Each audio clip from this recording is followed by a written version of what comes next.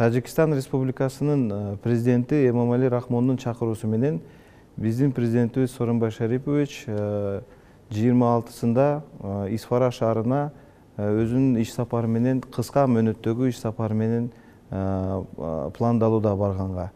Эки президент бул кезектеги учурашуу.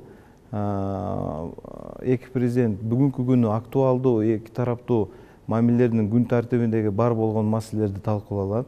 Андан ичинде албетте делимитация жана демаркациялоо чек ара маселелери дагы талкууланат. Анан ошол чектешкен областтардын мамилелери дагы кайсы бир жаңыртууга, жакшыртууга бир эки элди ынтымакка алып келе турган кадамдарды биргеликте жасай турган иш-чараларды дагы талкууланат. Чолпон Ата шаарында ошол эле күнү эки президент эки тараптуу сүйлөшүүлөрдү улантышат. Исфара шаарындагы болгон сүйлөшүүлөрдүн кандай күн тартибинде болгон маселелерин жыйынтыкташат.